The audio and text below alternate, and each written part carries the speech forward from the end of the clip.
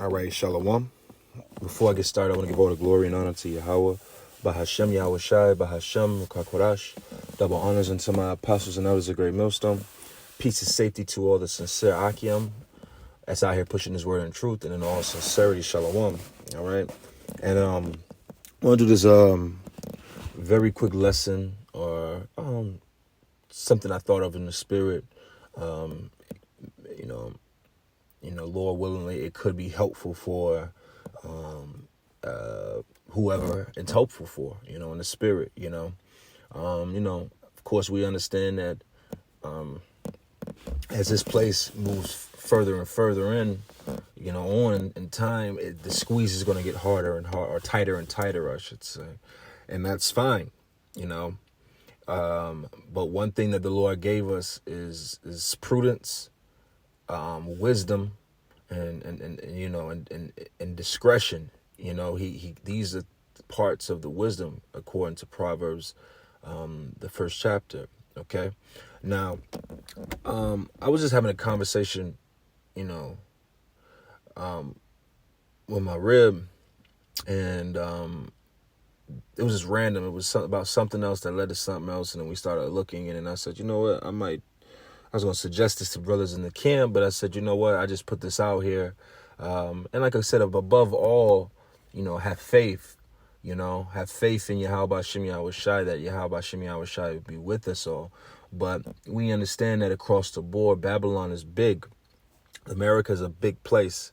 And as these mandates and things begin to get tighter in certain places, it's going to affect us all not the same, Some brothers very well, ancestors, that listen very well, you may run into a situation where you're not able to rent a place because you don't got that secret potion, all right? Because you don't have it, you can't renew your lease, all right? So this is just another option.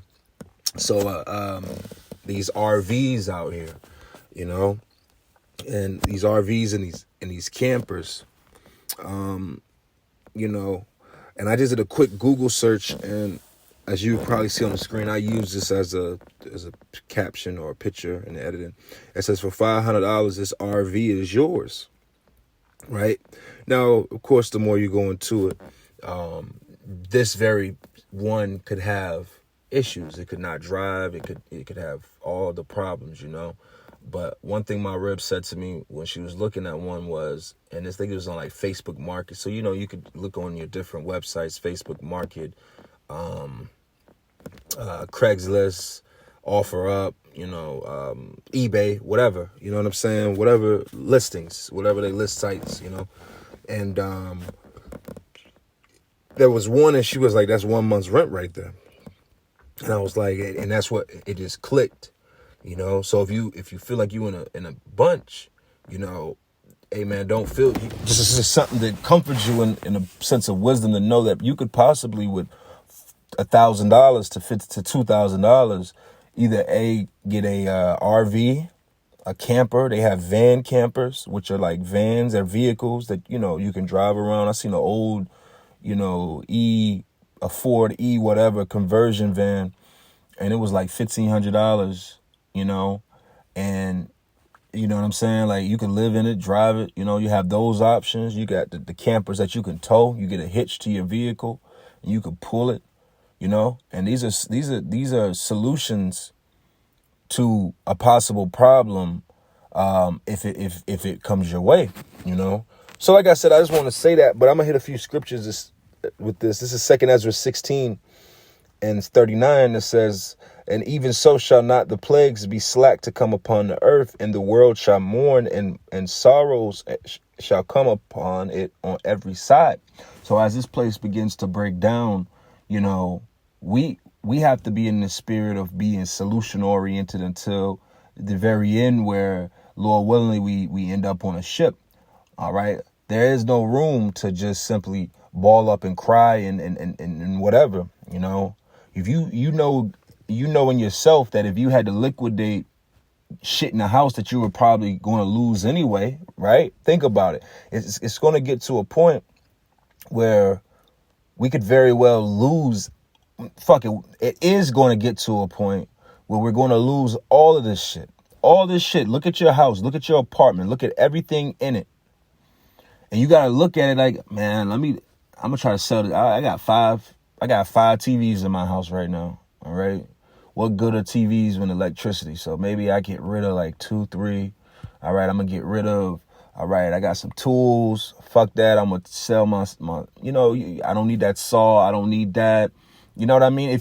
If I'm not, again, apply wisdom and discernment on your own life. I'm just saying, if need be, you could liquidate enough shit to have $1,000 to $2,000 to get you in a mobile home situation so that you can continue on. All right. Now, reading on the second Ezra, that's why I said this first. Verse 40, O my people, hear my word.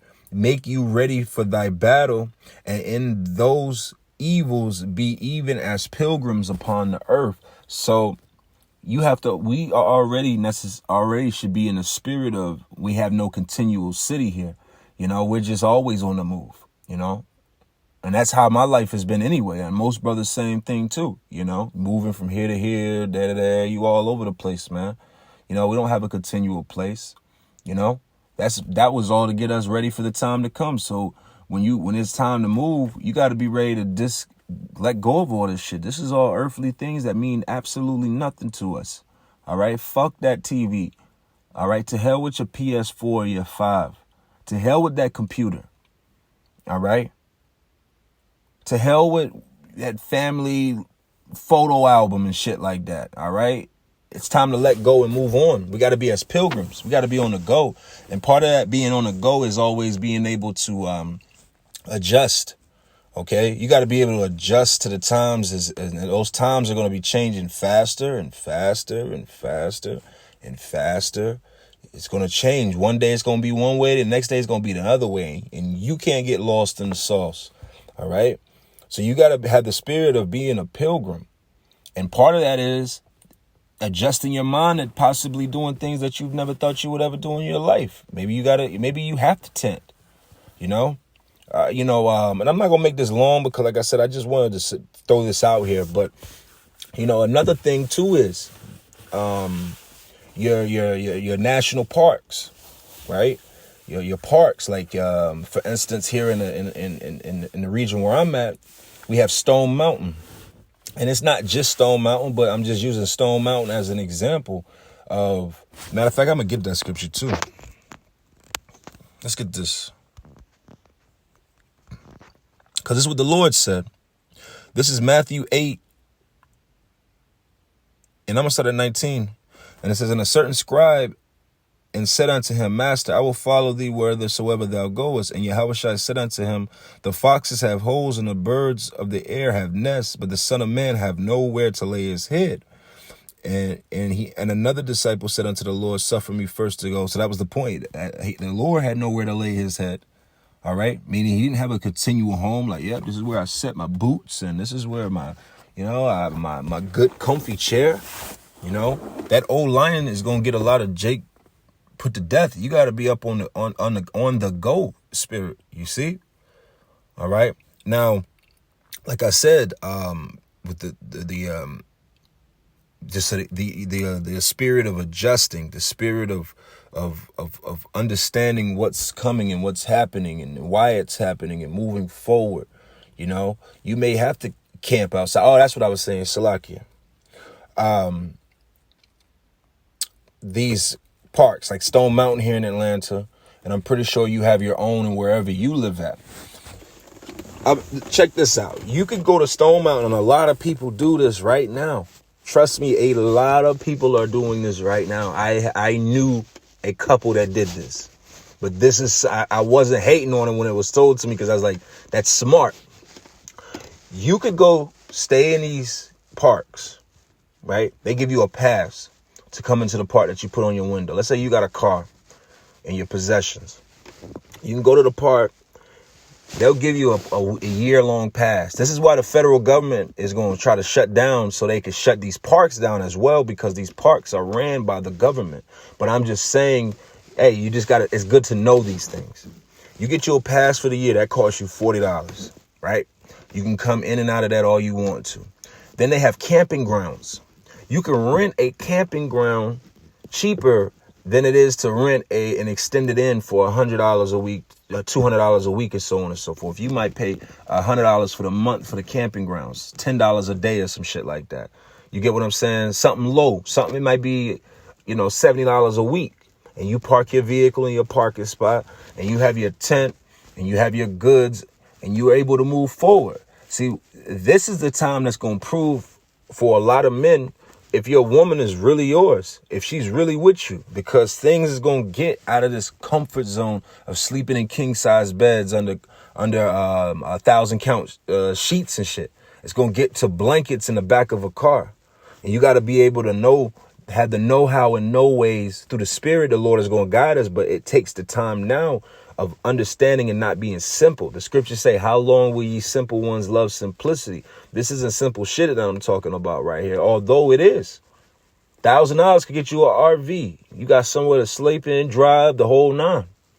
Not saying you have to. I'm not saying you must do. I'm just saying in the spirit, somebody somewhere, if your situation gets to a point where you can't stay in a house or an apartment or get a hotel room because you live in a certain city, a certain town, a certain state. We all don't stay in the same places.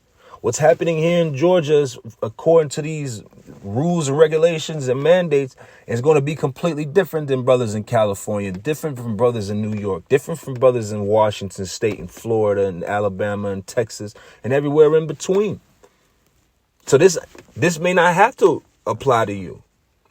But if you live in one of those areas, I would admonish you in the spirit to look up your camping grounds, look up your RV rental grounds so you can have somewhere, hey, through the spirit, I've been homeless. You know what I'm saying? And I'm not the only brother to ever be homeless, but I know in the spirit, I appreciate those times, the wisdom that I learned and earned through the spirit from being homeless. Being homeless is humbling. And it puts you in a mind frame where you got to figure this shit out. How the fuck I got a family. I got a newborn child. I got a woman. How the fuck am I going to get through this? All right. But through the spirit, we can get through this. All right. So with that, I want to give all the glory and honor to Yahweh Shemi Awashai B'Shem HaKadosh. Until next time, shalom.